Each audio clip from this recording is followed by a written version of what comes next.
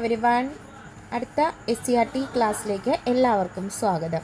ഇന്നത്തെ ക്ലാസ്സിൽ നമ്മൾ 10ാം ക്ലാസ്സിലെ 8ാം പാഠത്തിൻ്റെ ബാക്കി ഭാഗമാണ് പഠിക്കുന്നത്.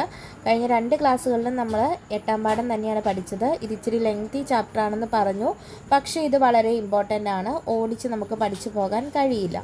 അപ്പോൾ കഴിഞ്ഞ ക്ലാസ്സിൽ നമ്മൾ കനോലി പ്ലോട്ട്, അതുപോലെ തന്നെ ലോക കമ്പോളങ്ങളുടെ ഭാഗമായത് കുടിയാന്മ നിയമം, അതുപോലെ തന്നെ വിദ്യാഭ്യാസ മേഖലയിലും വന്ന മാറ്റങ്ങൾ, ആദ്യത്തെ വർത്തമാന പത്രങ്ങൾ, അതൊക്കെയായിരുന്നു നമ്മൾ പഠിച്ചത്. അപ്പോൾ ഇന്നത്തെ ക്ലാസ്സിലേക്ക് നമുക്ക് കടക്കാം. കഴിഞ്ഞ ക്ലാസ്സുകൾ കാണാത്തവരുണ്ടെങ്കിൽ ക്ലാസ് കാണണം. നിങ്ങളുടെ അഭിപ്രായങ്ങൾ കമൻ്റായിട്ട് രേഖപ്പെടുത്തുകയും ചെയ്യുക. ഓക്കെ, അപ്പോൾ നമുക്ക് ക്ലാസ്സിലേക്ക് കടക്കാം. ഇന്ന് നമ്മൾ പഠിക്കാൻ തുടങ്ങുന്നത് പരിഷ്കരണ പ്രസ്ഥാനങ്ങളും സാമൂഹിക മാറ്റങ്ങളും എന്ന തലക്കെട്ടിലാണ്.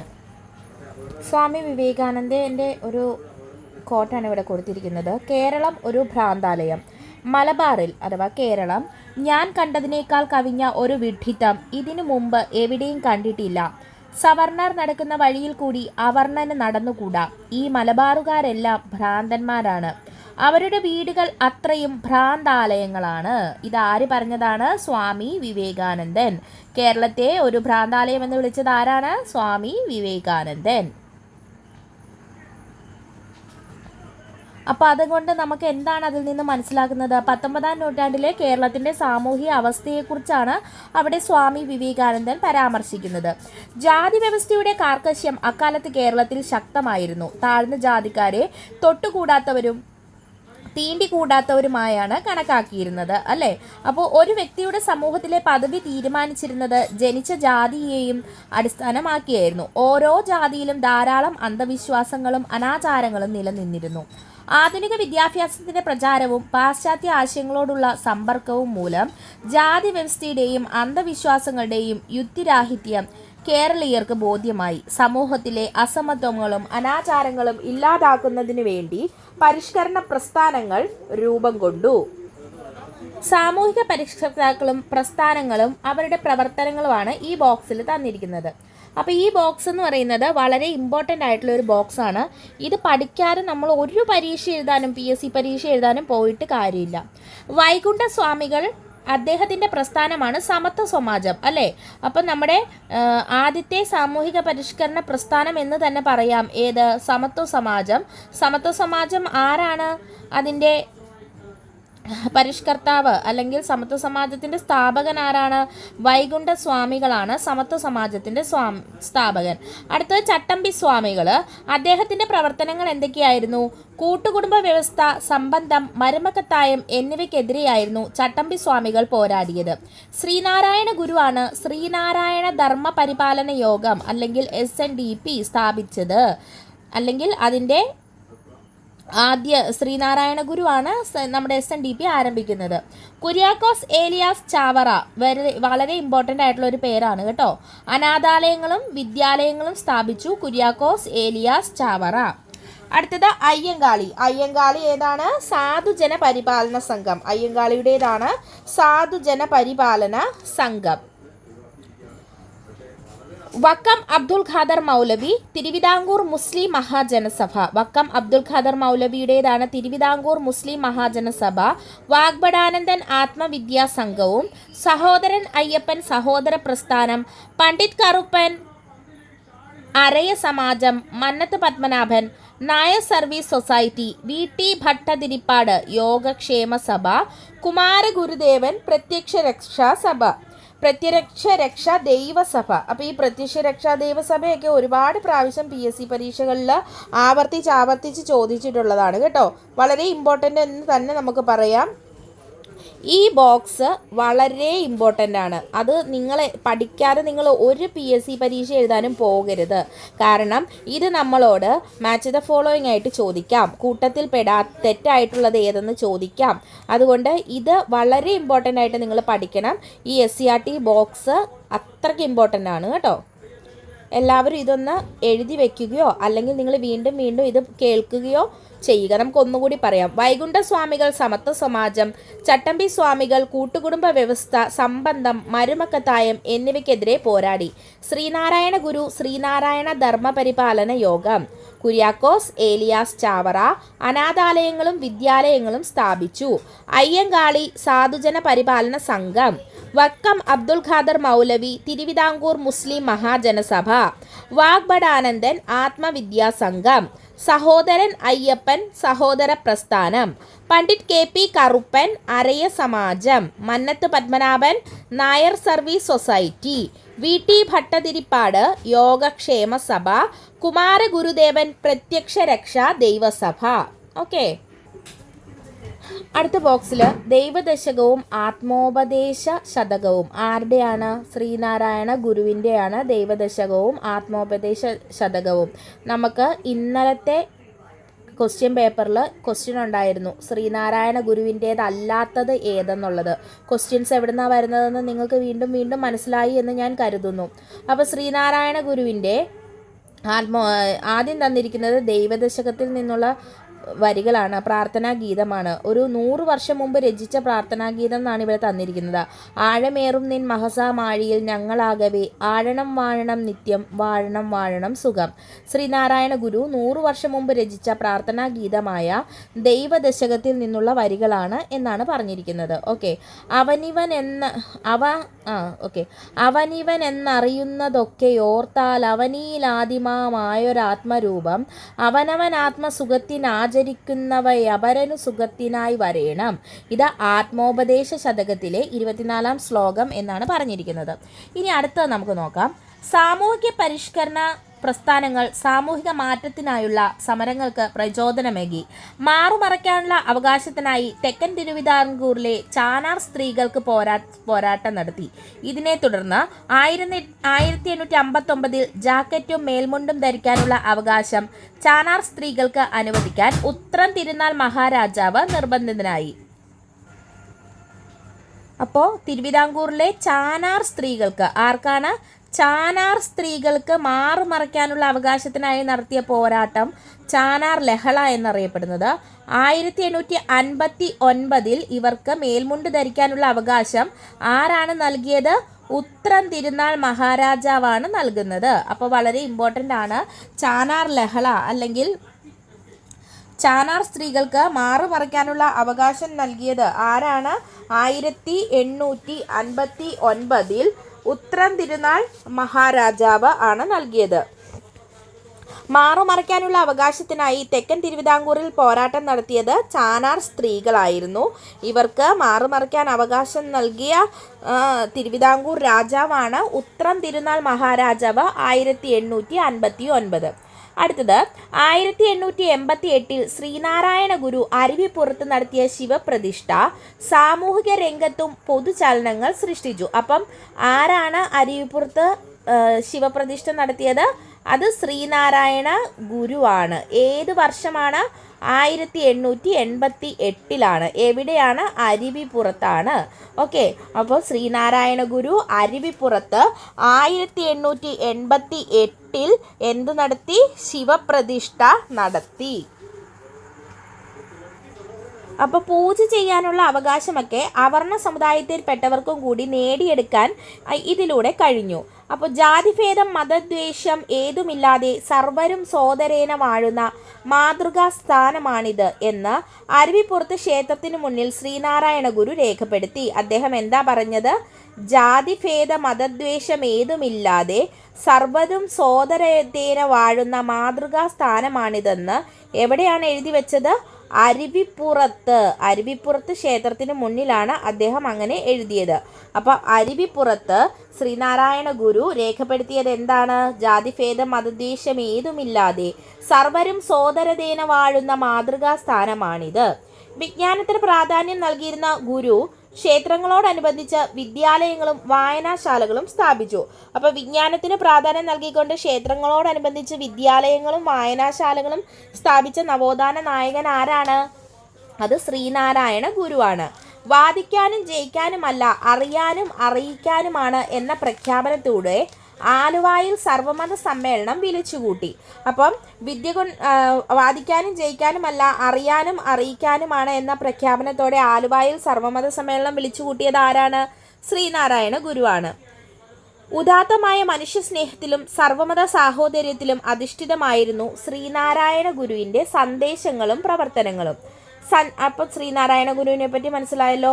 വിദ്യ കൊണ്ട് പ്രബുദ്ധരാവാനും സംഘടന കൊണ്ട് ശക്തരാകുവാനും അദ്ദേഹം ആഹ്വാനം ചെയ്തു. വിദ്യ കൊണ്ട് പ്രബുദ്ധരാകാനും സംഘടന കൊണ്ട് ശക്തരാകാനും അദ്ദേഹം ഉദ്ബോധിപ്പിച്ചു.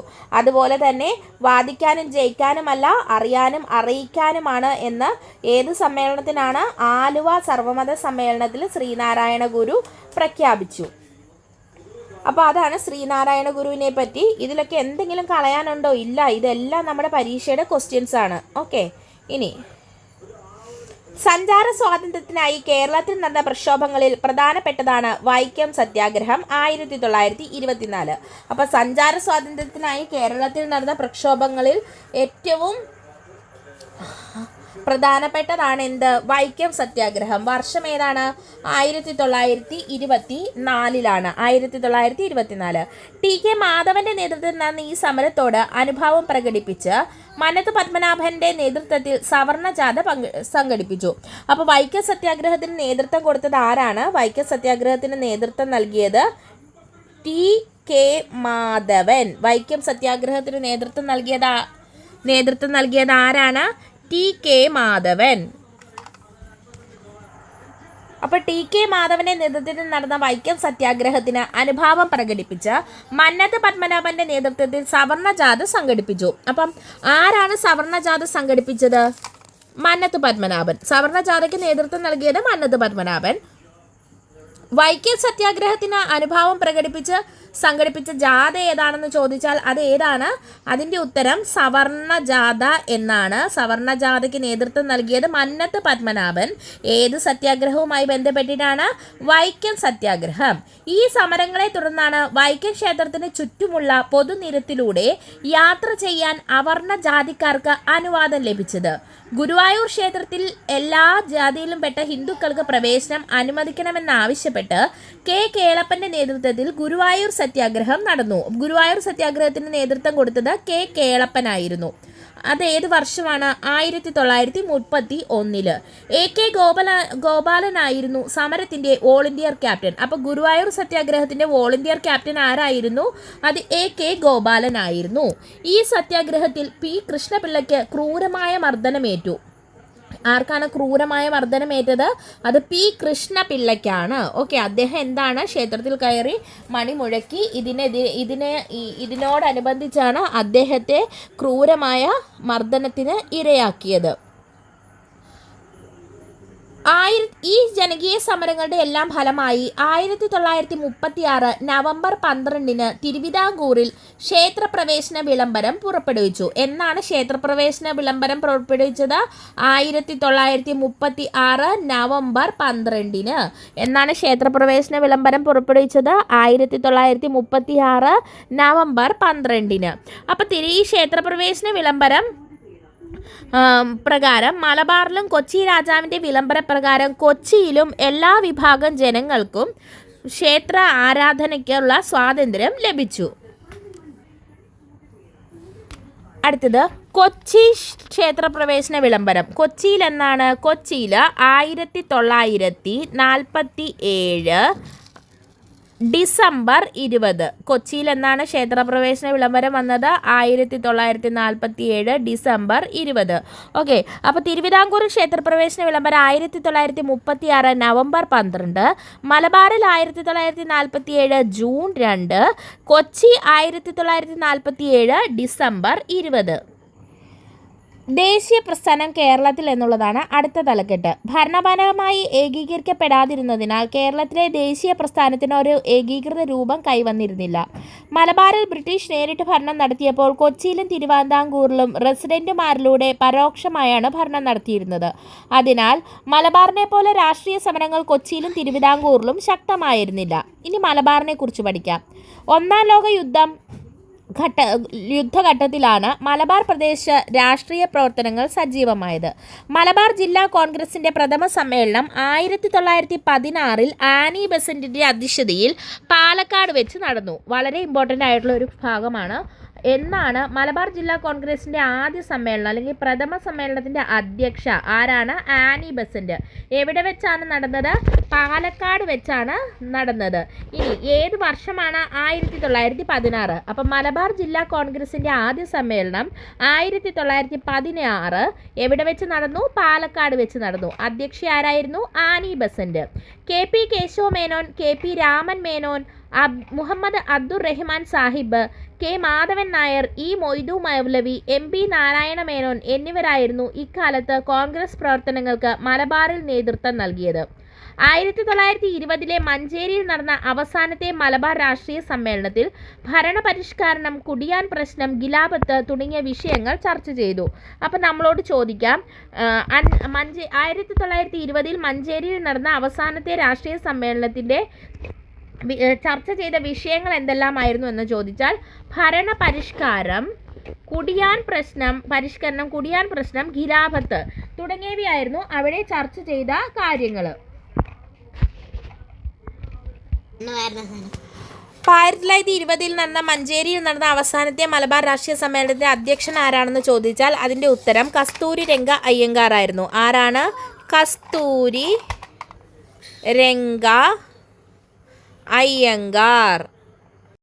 1920 മഞ്ചേരിയിൽ വെച്ച് നടന്ന അവസാനത്തെ മലബാർ രാഷ്ട്രീയ സമ്മേളനത്തിലെ ചർച്ച ചെയ്ത വിഷയങ്ങൾ എന്തൊക്കെയായിരുന്നു എന്നുള്ളത് പ്രീവിയസ് ഇയർ ക്വസ്റ്റ്യൻ ആണ് കേട്ടോ. എന്തൊക്കെയായിരുന്നു? പരിഷ്കരണത്തെക്കുറിച്ച്, കുടിയാൻ പ്രശ്നം, ഖിലാഫത്ത് എന്നിവയായിരുന്നു ചർച്ച ചെയ്തത്.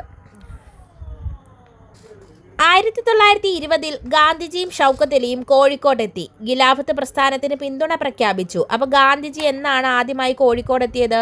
1920.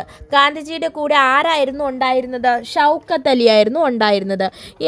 ഗാന്ധിജി എവിടെയാണ് എത്തിയത്? ആദ്യം കോഴിക്കോടാണ് ഗാന്ധിജി എത്തിയത്. അപ്പോൾ ഗാന്ധിജിയോടൊപ്പം കേരളത്തിലെത്തിയ ഖിലാഫത്ത് നേതാവ് ആരാണെന്ന് ചോദിച്ചാൽ അത് ഷൗക്കത്ത് അലി ആയിരുന്നു. ഗാന്ധിജി കോഴിക്കോടെത്തി ഖിലാഫത്ത് പ്രസ്ഥാനത്തിന് പിന്തുണ പ്രഖ്യാപിച്ചു അല്ലേ? ഏത് വർഷമാണ്? 1920 ഗാന്ധിജിയും ഷൗക്കത്ത് അലിയും എവിടെ എത്തുന്നത്? കോഴിക്കോട് എത്തുന്നു. എന്തിനു വേണ്ടിയിട്ടാണ് ഗാന്ധിജി എത്തിയത്? ഖിലാഫത്ത് പ്രസ്ഥാനത്തിന് പിന്തുണ പ്രഖ്യാപിച്ചു. കട്ടിലശ്ശേരി മുഹമ്മദ് മൗലവി പ്രസിഡന്റായും മുഹമ്മദ് അബ്ദുറഹ്മാൻ സാഹിബ് സെക്രട്ടറിയായും ഖിലാഫത്ത് കമ്മിറ്റി രൂപീകരിച്ചു. അപ്പോൾ കേരളത്തിലെ ഖിലാഫത്ത് കമ്മിറ്റിയുടെ പ്രസിഡന്റ് ആരായിരുന്നു? അത് കട്ടിലശ്ശേരി മുഹമ്മദ് മൗലവിയും പ്രസിഡന്റ് ആരായിരുന്നു? മുഹമ്മദ് അബ്ദുറഹിമാൻ സാഹിബുമായിരുന്നു. ഖിലാഫത്ത് പ്രസ്ഥാനം മലബാറിൽ ശക്തിപ്പെട്ടു. അതേ തുടർന്ന് മലബാറിൽ പലയിടത്തും ബ്രിട്ടീഷുകാരുമായി നേരിട്ടുള്ള ഏറ്റുമുട്ടലുകൾ ഉണ്ടായി. അപ്പോൾ കേരളത്തിൽ ഖിലാഫത്ത് പ്രസ്ഥാനം ഏറ്റവും അധികം ശക്തി പ്രാപിച്ച പ്രദേശം എവിടെയായിരുന്നു? മലബാർ ആയിരുന്നു. ഏറനാട്, വള്ളുവനാട്, പൊന്നാനി താലൂക്കുകളിലായി മലബാറിലെ കർഷകരായ മാപ്പിളമാർ ശക്തമായ പോരാട്ടങ്ങൾക്ക് നേതൃത്വം നൽകി. അപ്പോൾ മലബാർ കലാപത്തിൻ്റെ ശക്തമായ പോരാട്ടം നടന്നത് ഏതൊക്കെ താലൂക്കുകളിലാണെന്ന് ചോദിച്ചാൽ എവിടെയൊക്കെയാണെന്ന് ചോദിച്ചാൽ ഏറനാട്, വള്ളുവനാട്, പൊന്നാനി താലൂക്കുകളിൽ മലബാറിലെ കർഷകരായ മാപ്പിളമാർ ശക്തമായ പോരാട്ടങ്ങൾക്ക് നേതൃത്വം നൽകി. ഈ സമരങ്ങളെ പൊതുവെ മലബാർ കലാപം എന്നറിയപ്പെടുന്നു. മലബാർ കലാപം എന്നറിയപ്പെടുന്നത് എന്താണ്? ഏറനാട്, വള്ളുവനാട്, പൊന്നാനി താലൂക്കുകളിലായി മലബാറിലെ കർഷകരായ മാപ്പിളമാർ ശക്തമായ പോരാട്ടങ്ങൾക്ക് നേതൃത്വം നൽകി. ഈ സമരങ്ങളെ മലബാർ കലാപം എന്ന് വിളിക്കുന്നു. ഏതാണ് വർഷം? 1921. കേരളത്തിൻ്റെ ഒരു പിക്ചറാണ് ഇവിടെ തന്നിരിക്കുന്നത്. ഇതിൽ white portion Malabar, then Kochi, Thiruvithamkoor നാട്ടുരാജ്യങ്ങളായിരുന്നു കൊച്ചിയും തിരുവിതാംകൂറും ഒക്കെ. മറ്റേ മലബാർ പ്രദേശമോ അത് ബ്രിട്ടീഷ് ഇന്ത്യയുടെ കീഴിലായിരുന്നു അല്ലേ? ശ്രീരംഗപട്ടണം ഉടമ്പടി പ്രകാരം 1792 ബ്രിട്ടീഷുകാർക്ക് ലഭിച്ച ഭാഗമാണ് മലബാർ എന്ന് നമ്മൾ കഴിഞ്ഞ ക്ലാസ്സിൽ പഠിച്ചിട്ടുണ്ടായിരുന്നു. ഓക്കെ, അപ്പം മലബാർ കലാപം ഏത് വർഷം? 1921. അപ്പോൾ കേരളത്തിലെ ഖിലാഫത്ത് കമ്മിറ്റിയുടെ സെക്രട്ടറി ആയ മുഹമ്മദ് അബ്ദുറഹിമാൻ സാഹിബിൻ്റെ പിക്ചറാണ് ഈ തന്നിരിക്കുന്നത്.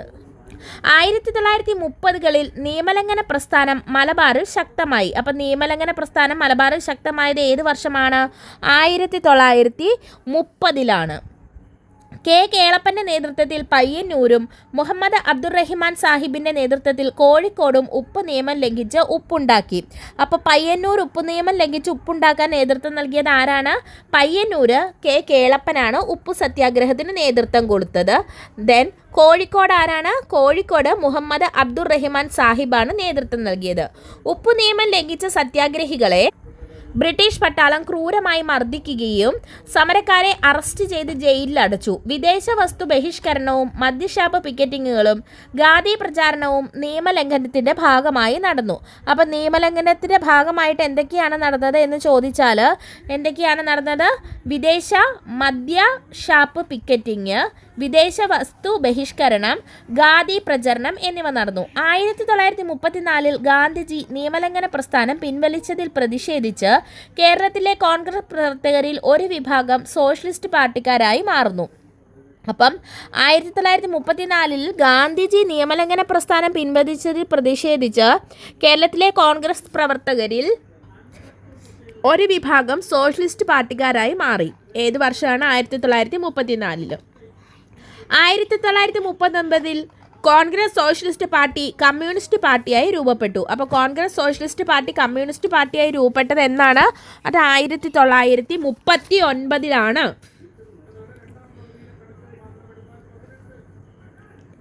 EMS, AK Gopalan, P Krishnapillai എന്നിവരായിരുന്നു പ്രമുഖ കമ്മ്യൂണിസ്റ്റ് നേതാക്കൾ. പ്രമുഖ കമ്മ്യൂണിസ്റ്റ് നേതാക്കൾ ആയിരിക്കുകയായിരുന്നു?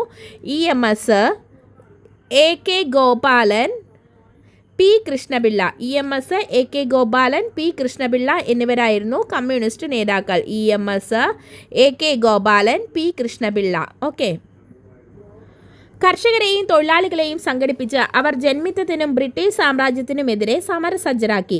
കയ്യൂർ, മൊറാഴ, കരുവെള്ളുവർ എന്നിവിടങ്ങളിൽ കർഷക സംഘത്തിൻ്റെ നേതൃത്വത്തിൽ സമരങ്ങൾ നടന്നു. ക്വിറ്റ് ഇന്ത്യ എവിടെ? അപ്പം നമ്മളോട് ചോദിക്കാം, കർഷക സംഘത്തിൻ്റെ നേതൃത്വത്തിൽ സമരങ്ങൾ നടന്ന സ്ഥലങ്ങൾ ഏതൊക്കെയാണ്? കയ്യൂർ, മൊറാഴ, കരുവെള്ളുവർ. ഓക്കെ. അപ്പോൾ ക്വിറ്റ് ഇന്ത്യ സമരകാലത്ത് സർക്കാർ കെട്ടിടങ്ങൾ നശിപ്പിക്കുക, പാലങ്ങൾ തകർക്കുക, ടെലഗ്രാഫ് കമ്പികൾ മുറിച്ചിടുക തുടങ്ങിയ പ്രവർത്തനങ്ങൾ മലബാറിലുണ്ടായി. ഇതിൽ പ്രധാനപ്പെട്ടതാണ് Keezhariyur bomb case. Keezhariyur bomb case important ആണ് കേട്ടോ. ഫറോക്ക് പാലം തകർക്കാൻ KB മേനോൻ, കുഞ്ഞിരാമ കിടാവ് എന്നിവരുടെ നേതൃത്വത്തിൽ ഗൂഢാലോചന നടന്ന എന്നാരോപിച്ച് 27 പേരെ പ്രതി ചേർത്ത് കേസ് ഫയൽ ചെയ്തു. ക്വിറ്റ് ഇന്ത്യ സമര കാലഘട്ടത്തിൽ കേരളത്തിൽ നടന്ന പ്രധാന സംഭവമായിരുന്നു എന്ത്?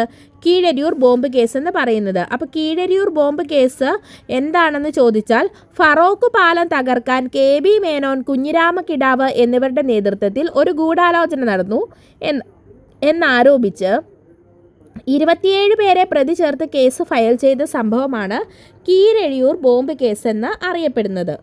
ഇനി ഇവിടെ നമുക്കൊരു ബോക്സ് തന്നിട്ടുണ്ട്. പൂക്കോട്ടൂർ യുദ്ധം. എന്താണ് പൂക്കോട്ടൂർ യുദ്ധം?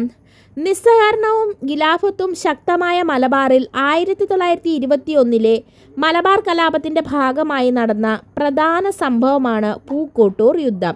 അപ്പോൾ 1921 മലബാർ കലാപത്തിൻ്റെ ഭാഗമായി നടന്ന പ്രധാന സംഭവം ഏതാണ്? അത് പൂക്കോട്ടൂർ യുദ്ധമാണ്.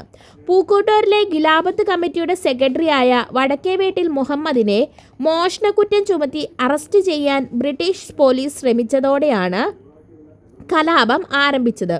3000-ലധികം ആളുകൾ പങ്കെടുത്ത കലാപം അമർച്ച ചെയ്യാൻ ബ്രിട്ടീഷ് ഗവൺമെൻറ് ഏറെ പ്രയാസപ്പെട്ടു. യുദ്ധത്തിൽ 100 കണക്കിന് പേർ കൊല്ലപ്പെട്ടു. അപ്പോൾ പൂക്കോട്ടൂർ യുദ്ധത്തിൻ്റെ കാരണം എന്താണെന്ന് ചോദിച്ചാൽ, പൂക്കോട്ടൂരിലെ ഖിലാഫത്ത് കമ്മിറ്റിയുടെ സെക്രട്ടറി ആയിരുന്ന വടക്കേവീട്ടിൽ മുഹമ്മദിനെ മോഷണക്കുറ്റം ചുമത്തി പോലീസ് അറസ്റ്റ് ചെയ്യുന്നു. ബ്രിട്ടീഷ് പോലീസ് ഇത് അടിച്ചമർത്താൻ ശ്രമിച്ചു. അപ്പോൾ ഇവിടുത്തെ ഈ ആളുകൾ ഇതിനെതിരെ പ്രതിഷേധിച്ചപ്പോൾ ബ്രിട്ടീഷ് പോലീസ് അത് അടിച്ചമർത്താൻ ശ്രമിച്ചു. അപ്പോൾ ഇതാണ് എന്ത്? പൂക്കോട്ടൂർ. അപ്പോൾ കലാപമായി അത്. അതോടെ കലാപം ആരംഭിച്ചു. ഇതാണ് പൂക്കോട്ടൂർ യുദ്ധം എന്ന് അറിയപ്പെടുന്നത്. ഇനി നമുക്ക് ചേറ്റൂർ ശങ്കരൻ നായരെ പറ്റി പഠിക്കാൻ ഇവിടെ തന്നിട്ടുണ്ട്. നമുക്കൊന്ന് നോക്കാം. ചേറ്റൂർ ശങ്കരൻ നായർ. ചേറ്റൂർ ശങ്കരൻ നായർ ആരാണ്? INCയുടെ പ്രസിഡൻ്റായ ഒരേ ഒരു മലയാളിയാണ് ചേറ്റൂർ ശങ്കരൻ നായർ. ഇന്ത്യൻ നാഷണൽ കോൺഗ്രസിൻ്റെ അധ്യക്ഷ പദവിയിലിരുന്ന ഒരേ ഒരു മലയാളി, പാലക്കാട്ടുകാരനായ ചേറ്റൂർ ശങ്കരൻ നായർ. അപ്പോൾ അതുതന്നെയാണ് ഇമ്പോർട്ടൻ്റ്. എന്ത്? ഇന്ത്യൻ നാഷണൽ കോൺഗ്രസിൻ്റെ അധ്യക്ഷ പദവിയിലെത്തിയ ഒരേ ഒരു മലയാളി ആരാണ്? അത് ചേറ്റൂർ ശങ്കരൻ നായർ. 1897 അമരാവതി സമ്മേളനത്തിലാണ് അദ്ദേഹം പ്രസിഡന്റായി തിരഞ്ഞെടുക്കപ്പെട്ടത്. അപ്പോൾ ചേറ്റൂർ ശങ്കരൻ നായർ പ്രസിഡന്റായ INC സമ്മേളനം ഏതാണെന്ന് ചോദിച്ചാൽ 1897 അമരാവതി സമ്മേളനം. ജാലിയൻ വാലാബാഗ് കൂട്ടക്കൊലയിൽ പ്രതിഷേധിച്ച് അദ്ദേഹം വൈസ്രയുടെ എക്സിക്യൂട്ടീവ് കൗൺസിലിൽ അംഗത്വം രാജിവെച്ചു. ഗാന്ധിയൻ സമരമാർഗങ്ങളോട് കടുത്ത വിയോജിപ്പ് പ്രകടിപ്പിച്ച അദ്ദേഹം ഗാന്ധിയും അരാജകത്വവും എന്ന ഗ്രന്ഥം രചിച്ചു. അപ്പോൾ ആരാണ് ഗാന്ധിയും അരാജകത്വവും എന്ന ഗ്രന്ഥം രചിച്ചത്? അത് ചേറ്റൂർ ശങ്കരൻ നായരാണ്. അദ്ദേഹം വൈസ്രയുടെ എക്സിക്യൂട്ടീവ് കൗൺസിലിൽ നിന്നും അംഗത്വം രാജിവെക്കാനിടയായ സംഭവം ഏതാണ്? അത് ജാലിയൻ വാലാബാഗ് കൂട്ടക്കൊലയാണ്. ഓക്കെ, ഇനി മലബാർ കലാപത്തെക്കുറിച്ചുള്ള കുറച്ച് പടപ്പാട്ട് എന്ന് പറഞ്ഞാൽ തന്നിരിക്കുന്നത്. അതായത് ഈ മലബാർ കലാപം അടിച്ചമർത്തിയ ജില്ലാ പോലീസ് മേധാവി ഹിച്ച്കോക്കിനെ കലാപകാരികൾ കൊലപ്പെടുത്തി. അപ്പോൾ ബ്രിട്ടീഷ് ഗവൺമെൻറ്റിന് അദ്ദേഹത്തിന് ഒരു സ്മാരകം നിർമ്മിച്ചു. ഇത് പൊളിച്ചു മാറ്റണമെന്ന് ആവശ്യപ്പെട്ട് സമരത്തിൽ പങ്കെടുത്ത കമ്പളത്ത് ഗോവിന്ദൻ നായർ എഴുതിയ പാട്ടാണ് ഈ മലബാർ കലാപത്തെക്കുറിച്ചുള്ള പടപ്പാട്ട്. അപ്പോൾ മലബാർ കലാപം അടിച്ചമർത്തിയ ജില്ലാ പോലീസ് മേധാവി ആരാണ്? അത് ഹിച്ച്കോക്കാണ്. കലാപകാരികൾ ഇദ്ദേഹത്തെ കൊലപ്പെടുത്തി. അപ്പോൾ ചോദിക്കാം, മലബാർ കലാപകാരികൾ കൊലപ്പെടുത്തിയ പോലീസ് മേധാവി ആരാണ്? ഹിച്ച്കോക്കാണ് അല്ലേ. ഹിച്ച്കോക്കിന് സ്മാരകം പണിതത് ആരാണ്? ബ്രിട്ടീഷുകാരാണ് ഹിച്ച്കോക്കിന് സ്മാരകം പണിതത്. ഹിച്ച്കോക്കിൻ്റെ സ്മാരകം പൊളിച്ചു മാറ്റണമെന്ന് ആവശ്യപ്പെട്ട് സമരത്തിൽ പങ്കെടുക്കുകയും മലബാർ കലാപത്തെക്കുറിച്ച് പടപ്പാട്ട് രചിക്കുകയും ചെയ്ത വ്യക്തി ആരാണ്? കമ്പളത്ത് ഗോവിന്ദൻ നായർ. ഇനി തിരുവിതാംകൂറിലേക്ക് വന്നാൽ, തിരുവിതാംകൂറിൽ രാഷ്ട്രീയ പ്രക്ഷോഭത്തിൻ്റെ ആരംഭം കുറിക്കുന്നത് 1891 മലയാളി മെമ്മോറിയലോട് കൂടിയാണ്. അപ്പോൾ മലയാളി മെമ്മോറിയൽ എന്നാണ്? 1891. മലയാളി മെമ്മോറിയൽ എന്നാണ്? 1891 മലയാളി മെമ്മോറിയൽ.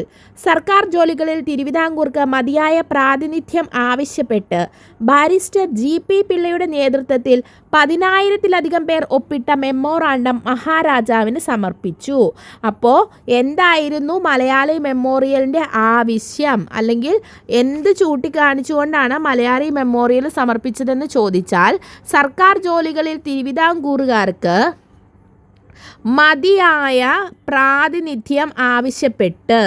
ആരാണ് നേതൃത്വം നൽകിയത്? Barrister GP Pillai. മലയാളി മെമ്മോറിയലിന് നേതൃത്വം നൽകിയത് ബാരിസ്റ്റർ GP പിള്ളയാണ്. അപ്പോൾ ഈ എത്ര ആളുകളാണ് ഇതിൽ ഒപ്പിട്ടത്? ഏകദേശം 10,000-ലധികം പേർ ഒപ്പിട്ട മെമ്മോറാണ്ടമാണ് മഹാരാജാവിന് സമർപ്പിച്ചത്. ഇത് മലയാളി മെമ്മോറിയൽ എന്ന് അറിയപ്പെട്ടു.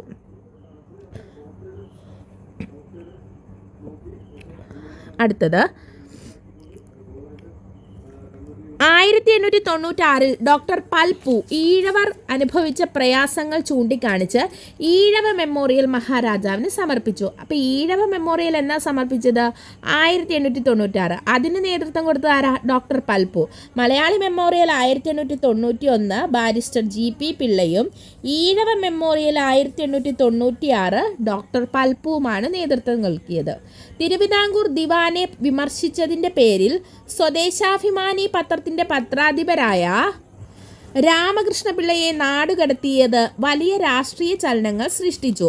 അപ്പോൾ സ്വദേശാഭിമാനി പത്രത്തിൻ്റെ പത്രാധിപരായിരുന്ന രാമകൃഷ്ണപിള്ളയെ നാടുകടത്തി. എന്തിനു വേണ്ടിയിട്ടാണ്? തിരുവിതാംകൂറിൻ്റെ ദിവാനെ വിമർശിച്ചതിൻ്റെ പേരിലാണ്. അപ്പോൾ രാമകൃഷ്ണപിള്ള ഏത് പത്രത്തിൻ്റെ പത്രാധിപരായിരുന്നു എന്ന് ചോദിച്ചാൽ അതിൻ്റെ ഉത്തരം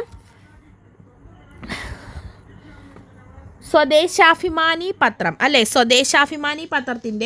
സ്വദേശാഭിമാനി പത്രത്തിൻ്റെ പത്രാധിപരായിരുന്നു രാമകൃഷ്ണപിള്ള. ഇദ്ദേഹത്തെ നാടുകടത്തി. തിരുവിതാംകൂറിലുടനീളം വിദ്യാർത്ഥി പ്രക്ഷോഭങ്ങൾ വളർന്നു വന്നു. സർക്കാർ ഉദ്യോഗങ്ങളിലും നിയമസഭയിലും ജനസംഖ്യാനുപാതികമായി സംവരണം ആവശ്യപ്പെട്ട് ക്രിസ്ത്യൻ, മുസ്ലിം, ഈഴവ സമുദായക്കാർ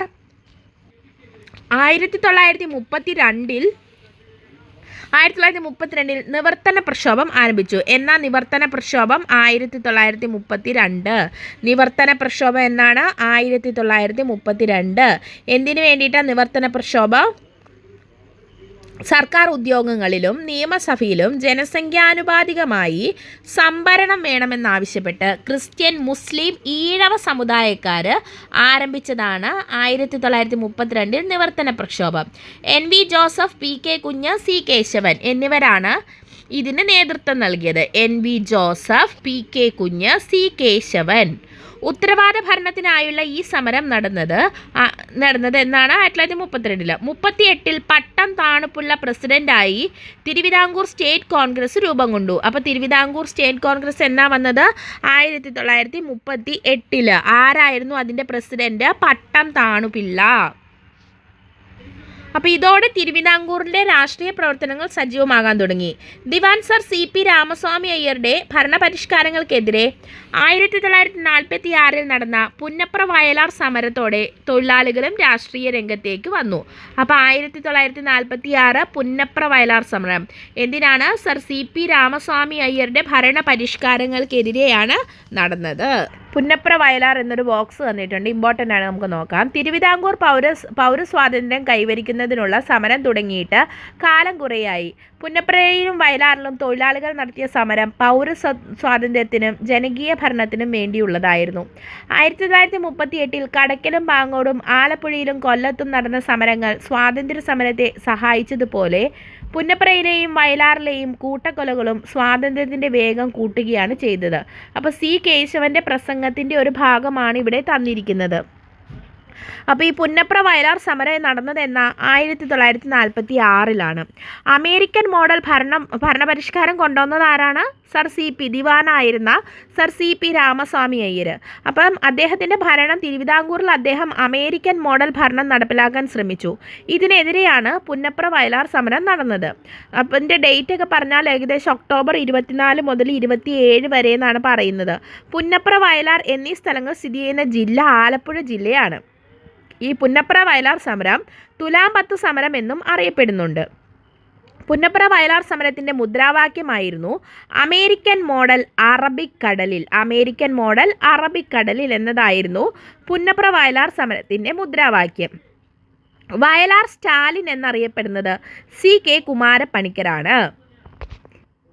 വയലാർ സ്റ്റാലിൻ എന്നറിയപ്പെടുന്നത് CK കുമാരപ്പണിക്കർ. പുന്നപ്ര വയലാർ സമരത്തിൽ പങ്കെടുത്ത നമ്മുടെ കേരള മുഖ്യമന്ത്രിയാണ് VS അച്യുതാനന്ദൻ. പുന്നപ്ര വയലാർ സമരത്തിൽ പങ്കെടുത്ത കേരള മുഖ്യമന്ത്രി ആരാണെന്ന് ചോദിച്ചാൽ അത് VS അച്യുതാനന്ദനും.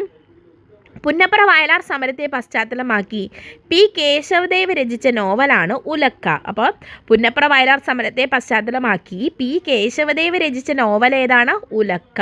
ഇതൊക്കെ നമ്മളോട് എക്സാമിന് മാറി മാറി ചോദിച്ചിട്ടുള്ള ക്വസ്റ്റ്യൻസ് ആട്ടോ. ഇത് എക്സ്ട്രാ ഫാക്റ്റ് ആണ് ഇപ്പോൾ പറഞ്ഞതെല്ലാം. K രാമകൃഷ്ണപിള്ള സ്വദേശാഭിമാനി പത്രത്തിൻ്റെ പത്രാധിപനായിരുന്നു. അദ്ദേഹം പറഞ്ഞ കുറേ വാക്കുകളാണ് ഇവിടെ കൊടുത്തിരിക്കുന്നത്. എൻ്റെ ദൈവം കല്ലും മരവുമല്ല, എൻ്റെ രാജാവ് അഴിമതിക്കാരായ രാജസേവകന്മാരുമല്ല. എന്നെ നാടുകടത്തുന്ന രാജസേവകന്മാരുടെ പേരിൽ ഭക്തിയില്ലെന്ന കുറ്റത്തിനാണെങ്കിൽ ആ ശിക്ഷാ നിയമം ആ സേവകന്മാരുടെ മനോരാജ്യത്തിൽ നടപ്പാക്കപ്പെട്ടിട്ടുള്ള വകയായിരിക്കാം. തിരുവിതാംകൂർ രാജ്യത്തിലെ ശിക്ഷാ നിയമപ്രകാരമായിരിക്കുകയില്ല. അല്ലെങ്കിൽ തന്നെ നാടുകടത്തൽ, കാരാഗ്രഹം മുതലായ ശിക്ഷകളെ ഭയപ്പെടേണ്ട ആവശ്യം എനിക്കില്ല. ഞാൻ എൻ്റെ രാജ്യത്തിലെ നിയമത്തെ ലംഘിക്കുന്നില്ല. ആ ശിക്ഷകളെ ഭയപ്പെടേണ്ടവർ കൊട്ടാരങ്ങളിൽ കൊലപാതകം ചെയ്തും സാധുജനങ്ങളുടെ ധനാപഹാരം ചെയ്തും യജമാനന്മാരെ ദ്രോഹിച്ചും ഈശ്വര സങ്കല്പത്തിനും വിരുദ്ധമായ മറ്റു അകൃത്യങ്ങൾ പ്രവർത്തിച്ചും പാപക്കുണ്ടിൽ പതിച്ചിരിക്കുന്നവരാണ്. ആരാണ് ഇതൊക്കെ പറഞ്ഞത്? K രാമകൃഷ്ണ പിള്ളയാണ് അല്ലേ. അപ്പം അദ്ദേഹത്തിനുണ്ടായിരുന്ന കാഴ്ചപ്പാടുകളാണ് അദ്ദേഹം തൻ്റെ പത്രത്തിൽ കൂടി വിവരിച്ചിരുന്നത്. അപ്പം അദ്ദേഹത്തെ നാട് കടത്തുകയാണ് ചെയ്തത് നമ്മളിവിടെ നിന്ന്. ഇനി കൊച്ചി. ദിവാനായ ഷൺമുഖം ചെട്ടി വൈദ്യുതി വിതരണം സ്വകാര്യ കമ്പനിയെ ഏൽപ്പിച്ചതിനെതിരെ നടന്ന ഇലക്ട്രിസിറ്റി സമരത്തോടെയാണ് കൊച്ചിയിൽ ഉത്തരവാദ ഭരണത്തിനായുള്ള പ്രക്ഷോഭങ്ങൾ ആരംഭിക്കുന്നത്. അപ്പോൾ കൊച്ചിയിൽ എന്നാണ് ഉത്തരവാദ ഭരണത്തിനുള്ളത് ആരംഭിക്കുന്നതെന്ന് ചോദിച്ചാൽ ഇലക്ട്രിസിറ്റി സമരത്തോടെയാണ്. അപ്പം ദിവാനായ ഷൺമുഖം ചെട്ടി വൈദ്യുതി വിതരണം സ്വകാര്യ കമ്പനിയായ ചന്ദ്രിക എന്ന കമ്പനിക്ക് നൽകുന്നു. അപ്പോൾ ഇതിൽ പ്രതിഷേധിച്ചാണ് എന്ത് നടക്കുന്നത്? ഇലക്ട്രിസിറ്റി സമരം നടക്കുന്നത്. ഇലക്ട്രിസിറ്റി സമരം നടന്ന വർഷം ചോദിച്ചാൽ അത് 1936. തിരുവിതാംകൂറിലെ പോലെ കൊച്ചിയിൽ പ്രക്ഷോഭങ്ങൾ ശക്തമായില്ല. 1941 എസ് നീലകണ്ഠൻ അയ്യർ, VR കൃഷ്ണൻ എഴുത്തച്ഛൻ എന്നിവരുടെ നേതൃത്വത്തിൽ കൊച്ചി രാജ്യപ്രജാമണ്ഡലം രൂപീകൃതമായ ശേഷം രാഷ്ട്രീയ സമരങ്ങൾ ശക്തിപ്പെട്ടു വന്നു. അപ്പോൾ എന്നാ കൊച്ചി രാജ്യപ്രജാമണ്ഡലം നിലവിൽ വന്നത്? 1941. നേതൃത്വം നൽകിയത് നീലകണ്ഠ അയ്യർ, VR കൃഷ്ണൻ എഴുത്തച്ഛൻ എന്നിവരാണ്. ഇക്കണ്ട വാര്യർ, പനമ്പള്ളി ഗോവിന്ദ മേനോൻ, K അയ്യപ്പൻ തുടങ്ങിയവരായിരുന്നു കൊച്ചി രാജ്യപ്രജാമണ്ഡലത്തിൻ്റെ പ്രവർത്തനങ്ങൾക്ക് നേതൃത്വം നൽകിയത്. അപ്പോൾ കൊച്ചി രാജ്യപ്രജാമണ്ഡലത്തിൻ്റെ പ്രവർത്തനങ്ങൾക്ക് നേതൃത്വം നൽകിയത് ആരൊക്കെയായിരുന്നു? അത് K അയ്യപ്പൻ, പനമ്പള്ളി ഗോവിന്ദ മേനോൻ, ഇക്കണ്ട വാര്യർ തുടങ്ങിയവരായിരുന്നു. കൊച്ചി രാജ്യപ്രജാമണ്ഡലം ആരുടെ നേതൃത്വത്തിൽ വന്നു? S നീലകണ്ഠ അയ്യരും അതുപോലെ തന്നെ VR കൃഷ്ണൻ എഴുത്തച്ഛനും. എന്നാണ് വന്നത്? 1941. ഈ കൊച്ചി രാജ്യപ്രജാമണ്ഡലത്തിൻ്റെ ആദ്യ സമ്മേളനം നടക്കുന്നത് ഇരിങ്ങാലക്കുടയിൽ വെച്ചിട്ടാണ്. ഇതിൻ്റെ സെക്രട്ടറി ആരാന്ന് ചോദിച്ചിട്ടുണ്ടെങ്കിൽ അത് VR കൃഷ്ണൻ എഴുത്തച്ഛനായിരുന്നു. അതുപോലെ തന്നെ കൊച്ചി രാജ്യപ്രജാമണ്ഡലത്തെ നിരോധിക്കാൻ ഉത്തരവിറക്കിയ കൊച്ചി ദിവാനായിരുന്നു AFW ഡിക്സൺ. ഇത് എക്സ്ട്രാ ഫാക്റ്റ് ആണ് കേട്ടോ. അപ്പോൾ കൊച്ചി രാജ്യപ്രജാമണ്ഡലത്തിൻ്റെ ആദ്യ സമ്മേളനം നടന്നത് ഇരിങ്ങാലക്കുടയിൽ 1941 ജനുവരി 26-നും. കൊച്ചി രാജ്യപ്രജാമണ്ഡലത്തിൻ്റെ ആദ്യ സെക്രട്ടറി VR കൃഷ്ണൻ എഴുത്തച്ഛനും കൊച്ചി രാജ്യപ്രജാമണ്ഡലത്തെ നിരോധിക്കാൻ ഉത്തരവിറക്കിയ കൊച്ചി ദിവാനായിരുന്നു AFW ഡിക്സൺ. ഓക്കെ. ദേശീയ പ്രസ്ഥാനവും സ്ത്രീകളും. അപ്പോൾ ഈ കാലഘട്ടമായപ്പം സ്ത്രീകളും ഇതിലേക്ക് വന്നിരുന്നു. സ്ത്രീകളും കേരളമൊട്ടാകെ രാഷ്ട്രീയ പ്രക്ഷോഭങ്ങളിൽ സജീവമായി പങ്കെടുക്കുകയും അവരുടെ രാഷ്ട്രീയ ബോധം പ്രകടിപ്പിക്കുകയും ചെയ്തിരുന്നു. വിദേശ വസ്ത്ര ബഹിഷ്കരണം, മദ്യഷാപ്പ് പിക്കറ്റിംഗ്, അയിത്തോച്ചാടനം, ഹരിജനോദ്ധാരണം, ഖാദി പ്രചാരണം എന്നിവ സ്ത്രീ പങ്കാളിത്തം കൊണ്ട് ശ്രദ്ധേയമായിരുന്നു. ഇവിടെ പിക്ചർ തന്നിട്ടുണ്ടല്ലേ. AV കുട്ടിമാളു അമ്മ, അക്കാമ ചെറിയാൻ, ആനി മസ്ക്രീൻ എന്നിവരുടെ പിക്ചർ നമുക്കിവിടെ തന്നിട്ടുണ്ട്. അപ്പോൾ ഈ കേരളത്തിലെ സ്ത്രീ പങ്കാളിത്തം കൊണ്ട് ശ്രദ്ധേയമായ സമരങ്ങളായിരുന്നു എന്തൊക്കെ? വിദേശ വസ്ത്ര ബഹിഷ്കരണം, മദ്യഷാപ്പ് പിക്കറ്റിംഗ്, അയിത്തോച്ചാടനം, ഹരിജനോദ്ധാരണം, ഖാദി പ്രചരണം എന്നിവ. 1931 കോൺഗ്രസിൻ്റെ വടകര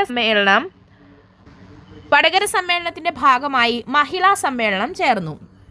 അപ്പോൾ കോൺഗ്രസിൻ്റെ വടകര സമ്മേളനത്തിൻ്റെ ഭാഗമായി മഹിളാ സമ്മേളനം ചേർന്ന വർഷം എന്ന 1931.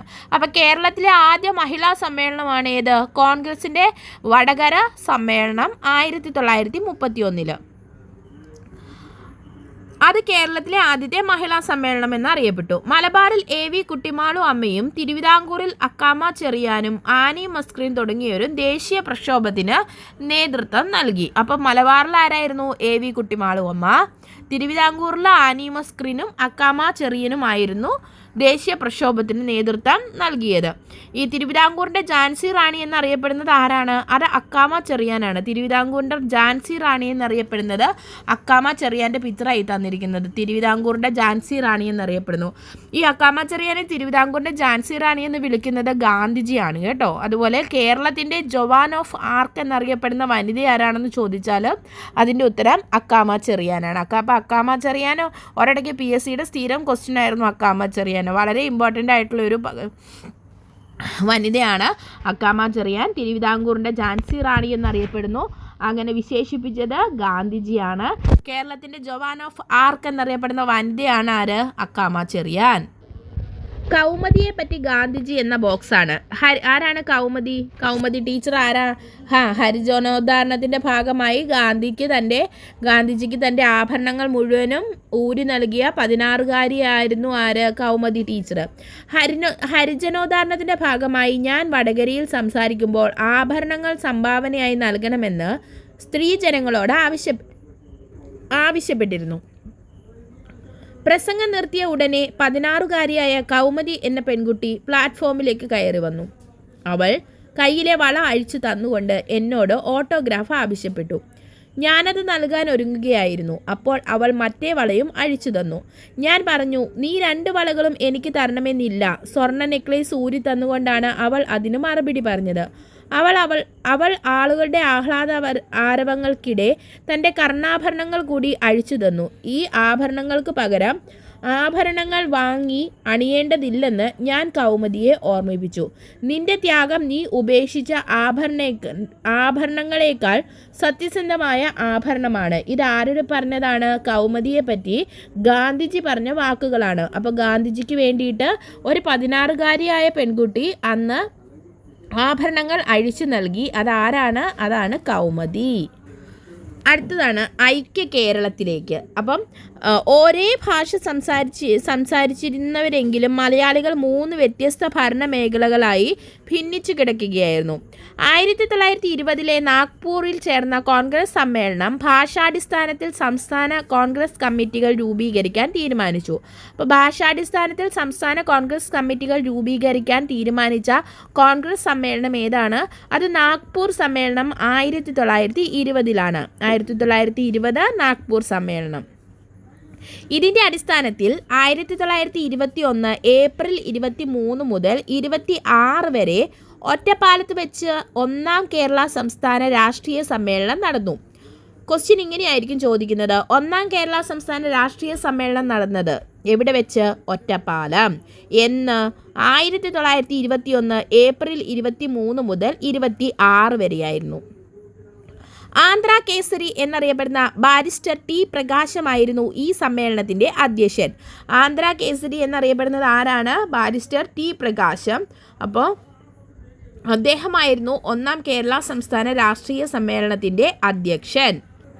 തുടർന്ന് തിരുവിതാംകൂർ, കൊച്ചി, മലബാർ പ്രദേശങ്ങളെ ഉൾപ്പെടുത്തി കേരള പ്രദേശ് കോൺഗ്രസ് കമ്മിറ്റി നിലവിൽ വന്നു. അപ്പം 1-ാം കേരള സംസ്ഥാന രാഷ്ട്രീയ സമ്മേളനത്തെ തുടർന്ന് തിരുവിതാംകൂർ, കൊച്ചി, മലബാർ പ്രദേശങ്ങളെ ഉൾപ്പെടുത്തി നിലവിൽ വന്ന കോൺഗ്രസ് കമ്മിറ്റിയായിരുന്നു കേരള പ്രദേശ് കോൺഗ്രസ് കമ്മിറ്റി.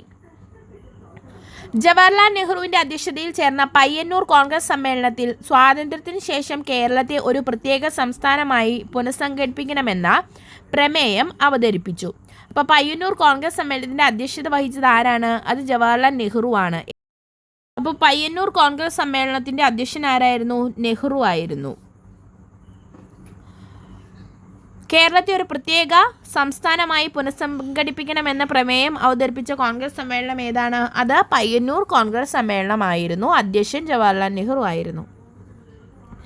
1947 കേളപ്പൻ്റെ അധ്യക്ഷതയിൽ തൃശ്ശൂരിൽ ചേർന്ന ഐക്യ കേരള കൺവെൻഷനിലും സ്വാതന്ത്ര്യപ്രാപ്തിക്ക് ശേഷം ആലുവയിൽ വെച്ച് ചേർന്ന ഐക്യ കേരള സമ്മേളനത്തിലും ഐക്യ കേരള പ്രമേയം പാസാക്കി. അപ്പോൾ ആദ്യ ഐക്യ കേരള കൺവെൻഷൻ നടന്നത് എവിടെയാണ്? അത് 1947 തൃശ്ശൂരിലായിരുന്നു. അപ്പോൾ ഈ ഐക്യ കേരള കൺവെൻഷൻ്റെ അധ്യക്ഷൻ ആരായിരുന്നു? 1947 തൃശ്ശൂർ വെച്ച് നടന്നപ്പോൾ കെ കേളപ്പനായിരുന്നു. ഇനി സ്വാതന്ത്ര്യം കിട്ടിയതിന് ശേഷം ഐക്യ കേരള കൺവെൻഷൻ നടന്നത് എവിടെയാണ്? അത് ആലുവയിൽ വെച്ചിട്ടായിരുന്നു. അപ്പോൾ ഇവിടെ വെച്ചിട്ട് നമ്മൾ എന്ത് ചെയ്തു? ഐക്യ കേരള പ്രമേയം പാസ്സാക്കി. ഇതേ തുടർന്ന് 1949 ജൂലൈ 1 തിരുവിതാംകൂറിനെയും കൊച്ചിയെയും ഇതേ തുടർന്ന് 1949 ജൂലൈ 1 തിരുവിതാംകൂറിനെയും കൊച്ചിയെയും സംയോജിപ്പിച്ച് തിരുക്കൊച്ചി സംസ്ഥാനം രൂപീകരിച്ചു. അപ്പോൾ തിരുക്കൊച്ചി സംസ്ഥാനം രൂപീകരിച്ചത് എന്നാ? 1949 ജൂലൈ 1. മലയാളം സംസാരിക്കുന്ന പ്രദേശങ്ങളെ ഉൾപ്പെടുത്തി കേരളം രൂപീകരിക്കണമെന്ന് EMS നമ്പൂതിരിപ്പാട് 1.25 കോടി മലയാളികൾ എന്ന ഗ്രന്ഥത്തിൽ സൂചിപ്പിക്കുകയുണ്ടായി. അപ്പോൾ മലയാളം സംസാരിക്കുന്ന പ്രദേശങ്ങളെ ഉൾപ്പെടുത്തി കേരളം രൂപീകരിക്കണമെന്ന് സൂചിപ്പിക്കുന്ന EMS നമ്പൂതിരിപ്പാടിൻ്റെ ഗ്രന്ഥം ഏതാണ്? 1.25 കോടി മലയാളികൾ. 1.25 കോടി മലയാളികൾ ആരുടെ ഗ്രന്ഥമാണ്? EMS നമ്പൂതിരിപ്പാടിൻ്റെ. ഭാഷാടിസ്ഥാനത്തിൽ സംസ്ഥാന രൂപീകരണത്തിനായി പ്രക്ഷോഭങ്ങൾ ശക്തമായതിനെ തുടർന്ന് കേന്ദ്ര ഗവൺമെൻറ് സംസ്ഥാന പുനഃസംഘടനാ കമ്മീഷൻ രൂപീകരിച്ചു. സംസ്ഥാന പുനഃസംഘടനാ കമ്മീഷൻ്റെ ശുപാർശ പ്രകാരം മലബാർ, തിരുവനന്തപുരം, കൊച്ചി പ്രദേശങ്ങൾ ഉൾപ്പെടുത്തി 1956 നവംബർ 1 കേരള സംസ്ഥാനം രൂപീകൃതമായി. തിരുവിതാംകൂറിൻ്റെ ഭാഗമായിരുന്ന തോവാള, അഗസ്തീശ്വരം, കൽക്കുളം, വിളവൻകോട് എന്നീ താലൂക്കുകൾ മദ്രാസി സംസ്ഥാനത്തിന് വിട്ടുകൊടുത്തു. അപ്പോൾ മദ്രാസി സംസ്ഥാനത്തിന് നമ്മൾ വിട്ടുകൊടുത്ത തിരുവിതാംകൂറിൻ്റെ ഭാഗങ്ങളാണ് തോവാള, അഗസ്തീശ്വരം, കൽക്കുളം, വിളവൻകോട്. തെക്കൻ കർണാടകത്തിൻ്റെ ഭാഗമായിരുന്ന കാസർഗോഡ്, ഹോസ്ദുർഗ് താലൂക്കുകൾ കേരളത്തോട് കൂട്ടിച്ചേർക്കപ്പെട്ടു. അപ്പോൾ കേരളത്തോട് കൂട്ടിച്ചേർക്കപ്പെട്ട തെക്കൻ കർണാടകത്തിൻ്റെ ഭാഗങ്ങൾ പ്രീവിയസ് ഇയർ ക്വസ്റ്റ്യൻ ആണ് കേട്ടോ. LDCയുടെ പ്രീവിയസ് ഇയർ ക്വസ്റ്റ്യൻ ആണ്. കാസർഗോഡ്, ഹോസ്ദുർഗ്. ഇനി ഇവിടെ ബോക്സിൽ തന്നിരിക്കുന്നത് ഐക്യ കേരള പ്രതിജ്ഞയാണ് കേട്ടോ. 3 മുറിഞ്ഞു കിടക്കും ഈ കേരളം ഒന്നാക്കുമെന്നായി പ്രതിജ്ഞ ചെയ്യുന്നു നാം. 125 ലക്ഷം കരളുകളിൽ തുടിപ്പതി സത്യാക്ഷരങ്ങളാം 2.5 കോടി ബലിഷ്ഠഹസ്തങ്ങളി സങ്കരത്തിൽ യുദ്ധമേന്തുവാൻ ധൈര്യമുണ്ടെങ്കിൽ എതിർത്തിന് നിൽക്കട്ടെ.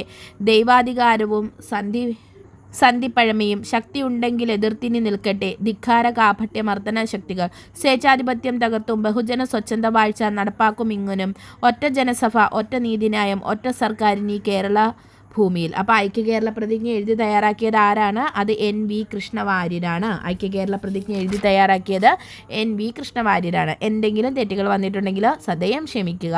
അപ്പോൾ ഈ ക്ലാസ് നമ്മൾ 3 ക്ലാസ് ആയിട്ടാണ് നമ്മളിത് തീർത്തിരിക്കുന്നത്. അപ്പോൾ നിങ്ങൾ നിങ്ങളുടെ അഭിപ്രായങ്ങൾ കമൻ്റായിട്ട് രേഖപ്പെടുത്തുക. എല്ലാവരും ലെങ്തി ചാപ്റ്ററാണിത്. ക്ലാസ് നിങ്ങൾ 3 ക്ലാസ്സുകളും കണ്ടാലേ നിങ്ങൾക്കിത് മനസ്സിലാവുകയുള്ളൂ. ഈ ഒരു പാഠത്തിൽ നിന്ന് തന്നെ ഒരുപാട് ക്വസ്റ്റ്യൻസ് നമ്മളോട് ചോദിക്കും. വളരെ വളരെ ഇമ്പോർട്ടൻ്റ് ആണ് ഈ ചാപ്റ്റർ. പഴശ്ശിരാജ തൊട്ട് അങ്ങ് ഐക്യ കേരളം വരെ നമ്മൾ പഠിച്ചിട്ടുണ്ട്. അപ്പോൾ ഇത് നിങ്ങൾ വീണ്ടും ഒന്ന് കേട്ടെങ്കിലും പോവുക കേട്ടോ. അത്രയ്ക്ക് ഇമ്പോർട്ടൻ്റ് ആയിട്ടുള്ള പാഠങ്ങളാണ് കഴിഞ്ഞ 2 പാഠങ്ങളും, 7-ാം പാഠവും 8-ാം പാഠവും. അപ്പോൾ നിങ്ങളുടെ അഭിപ്രായങ്ങൾ കമൻ്റായിട്ട് രേഖപ്പെടുത്തുക. ക്ലാസ് നിങ്ങൾക്ക് ഉപകാരപ്രദമാണെങ്കിൽ നിങ്ങൾ ലൈക്ക് ചെയ്യുക, ഷെയർ ചെയ്യുക, സപ്പോർട്ട് ചെയ്യുക. Thank you all. Have A nice day.